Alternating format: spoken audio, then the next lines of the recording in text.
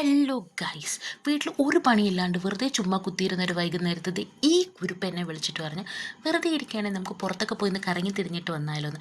അപ്പം ഞാനും ആലോചിച്ച് എന്തുകൊണ്ട് പൊക്കോടെ വൈ നോട്ട് പോയിട്ടിങ്ങി വരാമെന്ന് പറഞ്ഞ് ഇറങ്ങി തിരിച്ചതാണ്. അത്യാവശ്യം നല്ല ക്ലൈമറ്റൊക്കെ കണ്ട് ഇറങ്ങിയതാണ്. ഇറങ്ങി തിരിച്ചപ്പോഴാണ് എൻ്റെ പൊന്നിടാവേ എന്തൊരു വെയിലാണെന്നറിയാവും. വെയിലെന്ന് പറഞ്ഞാൽ അമ്മാതിരി വെയിൽ. പിന്നെ മഴയൊക്കെ കഴിഞ്ഞുള്ള വെയിലല്ലേ, അങ്ങനെയൊക്കെ തന്നെ ആയിരിക്കും എന്ന് ആശ്വസിച്ച് കയ്യും കോർത്ത് പിടിച്ച് പെരിയോനെ റഹ്മാനെയും പാടി അങ്ങ് നടന്ന്. അപ്പോൾ ഇവൾ എന്നോട് പറയാം, ഇവളെ വീഡിയോ കാണിച്ചാൽ ഇവൾ സെലിബ്രിറ്റി ആവുന്നു, അവൾക്ക് ഫാൻസ് കൂടുന്നു. കൂടുന്നെങ്കിൽ കൂടട്ടെ, നമുക്ക് എന്താ നഷ്ടം. പിന്നെ എങ്ങോട്ട് പോകണം എന്നറിയാതെ തേരാ പാര അങ്ങോട്ടും ഇങ്ങോട്ടും കുറേ നേരം അനുഭവിച്ചിരുന്നു. അതിനുശേഷം ഫൈനലി ഒരു കൺക്ലൂഷനിലെത്തി, വി പാർക്കിൽ പോകുന്നു. ചെന്ന് കയറിയപ്പോൾ അതിനപ്പുറം വെയിൽ.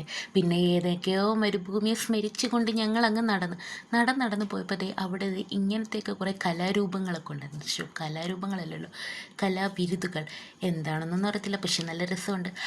അപ്പോഴാണ് അവൾ എന്നോട് പറഞ്ഞത്, ഈ കോട്ട് കണ്ട, ഇതെടുത്ത് വീഡിയോയുടെ ആരെയിലൊക്കെ ഒന്ന് വായിച്ച് ഉപകാരപ്പെടട്ടെ എന്ന്. നന്മ മരമേ. അങ്ങനെ ഇരുന്നപ്പോഴാണ് അല്ല ഇവളെന്തേ നോക്കിക്കൊണ്ടിരിക്കുന്ന.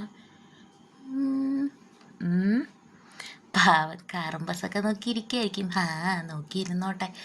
പിന്നെ അത് കഴിഞ്ഞിട്ട് ഞങ്ങളവിടെ കുറേ നേരം ഇങ്ങനെ ഇരുന്നിരുന്ന് ലാസ്റ്റ് വേരിറങ്ങുമെന്നായപ്പോൾ നൈസായിട്ട് അവിടെ നിന്ന് എണീറ്റ് അകത്തോട്ട് ചെന്നപ്പോൾ അവിടെ കുറേ പിള്ളേർ നിന്ന് ഷട്ടിലും ബാറ്റും കളിക്കുന്നുണ്ട്. അത് കുറച്ച് നേരം നോക്കി നിന്നിട്ട് അങ്ങനെ ഞങ്ങൾ തിരിച്ച് വന്നപ്പോഴത്തേക്കും അവിടെ കൂടെ ഒരു ട്രെയിനും പോയി. അതിനും ടാറ്റയും കൊടുത്ത് ഞങ്ങൾ അവിടെ നിന്ന് നൈസായിട്ട് അങ്ങ് ഇറങ്ങി നിന്നിട്ട് വലിയ കാര്യമൊന്നുമില്ല. അങ്ങനെ ഞങ്ങൾ എന്തായത് പുറത്തോട്ട് ഇറങ്ങിയപ്പോൾ ഇവക്ക് ദാഹിക്കുന്നെന്ന് പറഞ്ഞ്, അപ്പം നമുക്ക് ജ്യൂസ് കുടിക്കാമല്ലോ. അങ്ങനെ ഒരു ജ്യൂസും മേടിച്ച് പിന്നെ ഒരു ഷാർജയും കുടിച്ച് അത് കഴിഞ്ഞ് പുറത്തിറങ്ങിയിട്ട് ഒരു ഐസ്ക്രീമും മേടിച്ചു. പാലട ഫ്ലേവറായിരുന്നു, പ്രത്യേകിച്ച് ഒരു വികാരം തോന്നുന്നില്ല. പിന്നെ അങ്ങനെ ഈ കുരിപ്പിന് ടാറ്റയും പറഞ്ഞ് വിട്ട് ഞാനും വീട്ടിൽ വന്ന്. അപ്പോൾ ഓക്കെ, ബൈ ഗേയ്സ്.